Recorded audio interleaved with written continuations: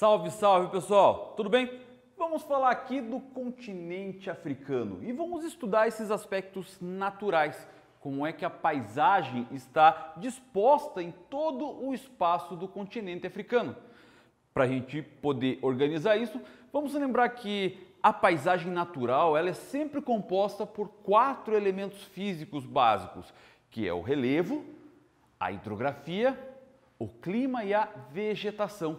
A interação desses 4 elementos dispostos no espaço geográfico definem aquilo que chamamos de paisagem, parte do espaço geográfico do qual nós conseguimos visualizar, ou também que os nossos sentidos conseguem captar o frio, o cheiro de algum lugar, os sons que acabam acontecendo. Dessa maneira, então, conseguimos perceber paisagens diferenciadas ao longo de todo o espaço geográfico africano. Vamos começar entendendo toda a característica de clima e de vegetação.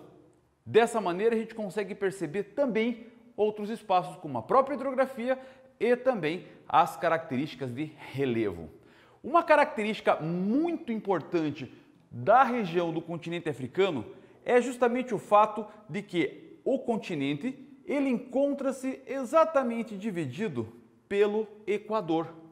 E pelo fato de estar dividido pelo Equador, faz com que as características naturais do espaço sejam aí caracterizados como um continente espelho. E quando eu falo de continente espelho, é porque todos os tipos de fenômenos, sejam eles climáticos, sejam eles de vegetação e também de relevo, vão aparecer tanto no norte do continente quanto no sul. Essa característica de estar dividido pela linha do Equador faz essa peculiaridade do continente africano. Vejamos, quando falamos de faixas climáticas no continente africano, vamos perceber que exatamente no meio vamos ter a característica do clima equatorial. A característica do clima equatorial, ele é sempre de ter uma estação bem definida, um clima quente e úmido. Uma grande área de vegetação no clima equatorial acaba formando a floresta equatorial, mais precisamente na região do continente africano, chamada de Floresta do Congo. Essa região aqui vai dar origem à maior bacia hidrográfica da região do continente africano, a Bacia do Rio Congo.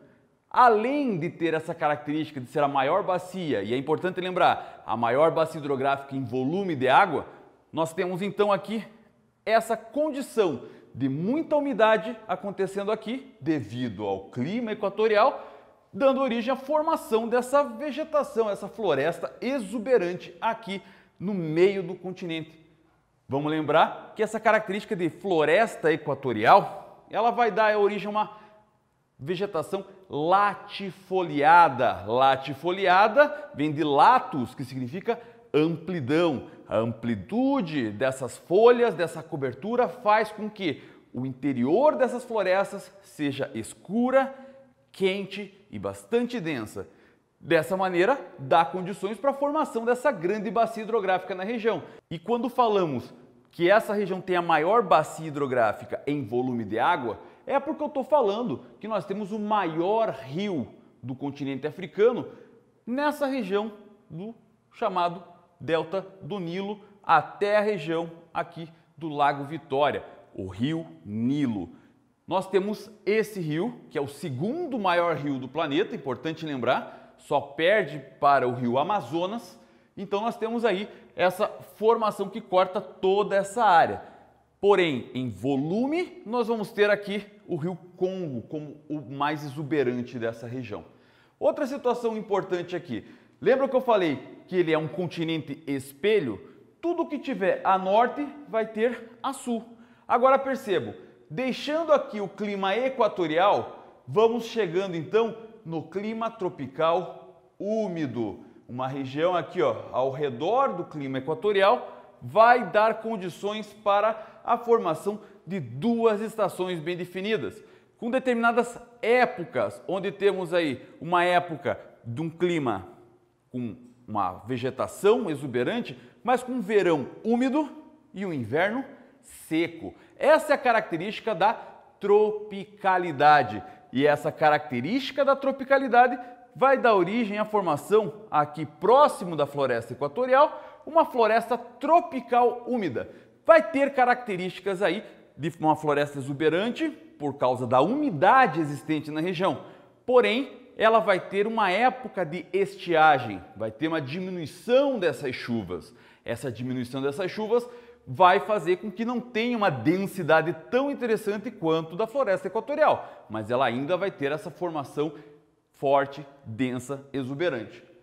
Dando continuidade aqui, vamos chegar nas áreas do clima tropical seco, mais para a região, já seguindo direto aqui para as outras áreas, mais a norte ou mais a sul. Essa formação vai dar origem àquilo que caracteriza muito o continente africano, a chamada savana. A savana, ela é caracterizada como uma vegetação de clima tropical típico, onde vamos ter o verão bastante úmido, mas o inverno bastante seco. Isso vai dar uma formação de solos ácidos na região. E por ter aí uma situação de solos ácidos, vai formar então o que nós chamamos de savana, vegetação arbustiva, árvores esparsas pelo terreno e uma organização vegetacional que vai aí conseguir segurar aquela época onde temos uma menor quantidade de chuvas existentes. Então, nessa região das savanas, que é berço de uma fauna exuberante conhecida aí em todo o continente africano, girafas, leões, elefantes, zebras e todos esses animais que conhecemos e caracterizamos como da região do continente africano. Vamos estar nessa região das savanas. Só que à medida em que eu saio da região das savanas e vou encontrando esse clima tropical seco, de fato, vamos chegando na região das estepes. Essa região das estepes, de clima já caracterizado um pouco com clima semiárido, vamos ter então a formação de uma região chamada de Sahel, que são aí a periferia, são as periferias do deserto do Saara, principalmente. O Sahel, ele vai ter aí uma característica de semiaridez, vai ter uma situação bem diminuída com relação à quantidade de chuvas e vai ter então a formação de regiões mais arbustivas, mais secas, galhos bastante secos aí, a formação de uma produção vegetacional de plantas xerófitas.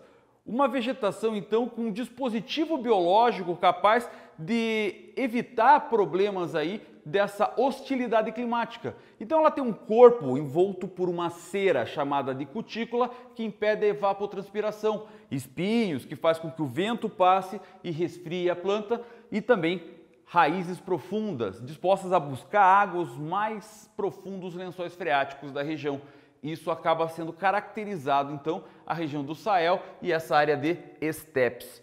Dando continuidade, então, seguindo em direção aí tanto a norte quanto ao sul, vamos encontrar os climas desérticos. O clima deserto com essa característica principal de diminuição quase que total da quantidade de chuvas. E quando eu digo quase que total, é porque em determinadas épocas, em períodos irregulares, vai acontecer uma mínima condição de chuva, que vai alimentar os oásis e alguns lençóis freáticos mais superficiais aí dessa região. Essa característica faz com que não tenha uma formação vegetal forte, considerável. Você vai ter uma paisagem formada principalmente por extensas áreas de areia, onde nós temos aí a principal área de deserto do planeta, que é o deserto do Saara. Além dessa região, nós temos ao sul o deserto do Kalahari também, na região ali que compreende próximo da Namíbia. Nós vamos ter então o deserto do Kalahari. Essa área então vai ser considerada devido aí à aridez constante dessa região. Bom, deixando a parte aqui do deserto do Saara e do Kalahari, vamos ter aí já os climas amenos, os climas que vão ter latitudes de certa forma já elevadas. Vamos ter então, na parte mais ao norte, ali os climas oceânicos e mediterrâneos, o clima temperado oceânico e o clima mediterrâneo, formando tanto a norte quanto a sul. vamos ter essas características, então, próximas daquilo que conhecemos aqui na região do Mar Mediterrâneo, por isso clima mediterrâneo, que é contrário ao clima tropical. Enquanto que no clima tropical vamos ter um verão úmido e um inverno seco, no clima mediterrâneo vamos ter um inverno úmido e um verão seco. Então vai chegar a épocas de verão onde temos temperatura de até 50 graus nessa região. Porém no inverno vai chegar a temperaturas abaixo de zero.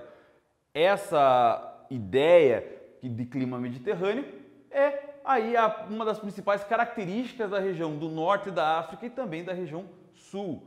Sem contar também que nas áreas onde temos aí a região do Rift Valley, a formação aí da cadeia do Drakensberg e também a cadeia do Atlas mais ao norte, que são áreas de montanhas, vão ter aí, conforme a sua altitude, uma característica diferenciada no que se refere aí à temperatura, pois quanto maior a altitude, menor a temperatura devido à diminuição da pressão atmosférica.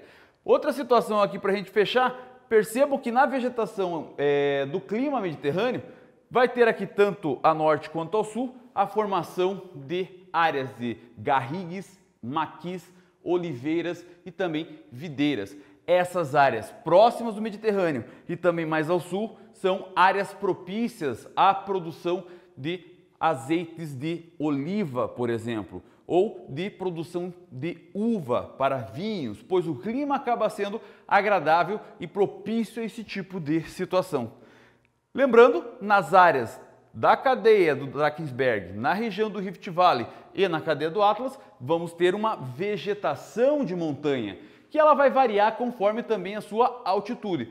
Quanto maior a altitude, menos densa e menos complexa vai ser esse tipo vegetacional.